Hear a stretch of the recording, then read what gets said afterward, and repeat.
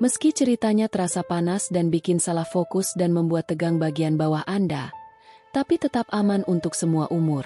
Kalau kalian suka dengan cerita ini, jangan lupa untuk tekan tombol subscribe, supaya kalian tidak ketinggalan cerita-cerita seru berikutnya. Jangan lupa juga untuk like agar kami semakin semangat membuat kisah-kisah menarik lainnya. Dan tulis pendapat kalian di kolom komentar tentang bagian mana yang paling bikin kalian ikut hanyut dalam alur cerita ini.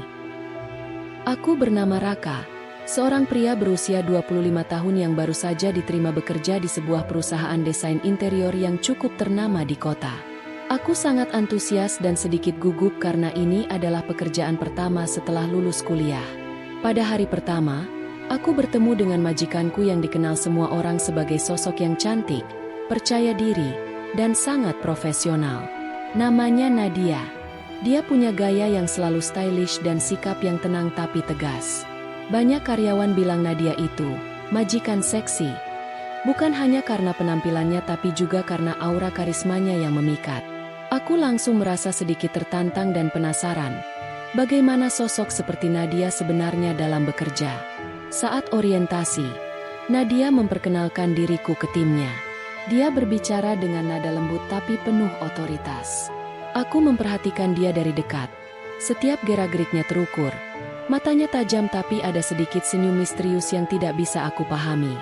Hari itu aku merasa sedikit canggung. Nadia memberi tugas pertamaku yang sederhana, membantu mengatur dokumen dan mengikuti briefing proyek yang akan datang. Namun, aku tahu ini hanya permulaan. Beberapa hari berlalu, dan aku mulai terbiasa dengan rutinitas di kantor. Tapi aku merasakan ada sesuatu yang berbeda dari Nadia. Dia sering mengajakku berbicara pribadi tentang pekerjaanku, menanyakan pendapatku dengan cara yang halus tapi penuh maksud. Suatu pagi, Nadia memanggilku ke ruangannya. "Raka, aku ingin kamu mengerjakan proyek kecil ini, tapi aku ingin lihat bagaimana kamu menghadapi tantangan," katanya sambil menatap mataku tajam. Aku mengangguk, tapi ada sedikit perasaan tegang. Aku tahu ini bukan hanya soal pekerjaan, tapi ada semacam ujian yang sedang dia lakukan. Nadia memberiku tugas yang sebenarnya cukup rumit untuk pemula seperti aku.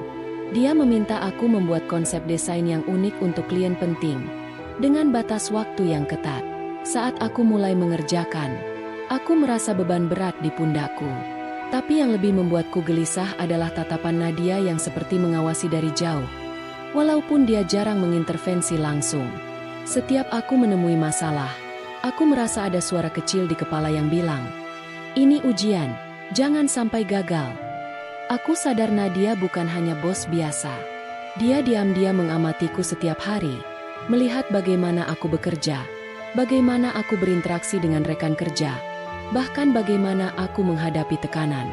Kadang, tanpa aku sadari, dia tiba-tiba muncul di mejaku dengan senyum tipis.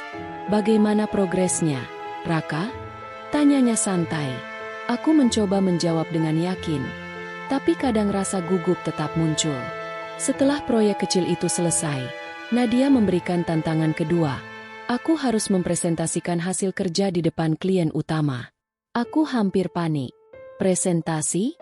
Itu hal yang belum pernah aku lakukan sebelumnya. Namun Nadia memberiku semangat. "Aku percaya kamu bisa, Raka. Ini kesempatan untuk menunjukkan siapa kamu sebenarnya." Aku berlatih siang malam, memperbaiki setiap detail dan mempersiapkan mental. Hari yang ditunggu tiba. Aku berdiri di depan klien dan tim perusahaan, mencoba menyampaikan ide dengan sebaik mungkin. Mataku mencari sosok Nadia.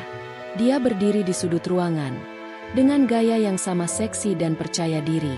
Tatapannya menenangkanku. Walau aku tahu dia sedang menilai. Presentasiku berjalan lancar.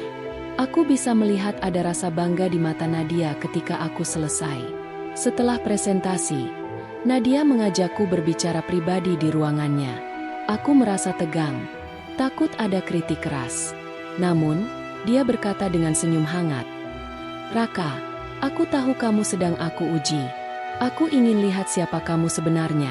Bukan hanya sebagai karyawan, tapi sebagai pribadi. Kamu berhasil melewati ujian ini dengan baik." Aku terkejut dan lega sekaligus bahagia. Nadia menjelaskan bahwa sebagai seorang pemimpin, dia harus memastikan bahwa orang-orang yang bekerja bersamanya tidak hanya pintar, tapi juga punya karakter kuat dan tahan tekanan.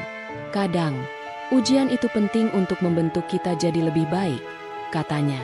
Aku mulai mengerti bahwa selama ini sikap majikan seksi yang dia tunjukkan bukan hanya soal penampilan, tapi juga tentang kekuatan dalam menghadapi segala tantangan. Setelah ujian-ujian itu, hubungan kami semakin baik. Nadia menjadi sosok yang tidak hanya aku hormati tapi juga aku kagumi. Dia sering memberiku masukan dan dukungan, tapi tetap menjaga jarak profesional. Aku pun belajar banyak dari caranya memimpin dan bersikap. Aku yakin perjalanan karierku di perusahaan ini baru saja dimulai, dan aku siap menghadapi tantangan berikutnya dengan percaya diri.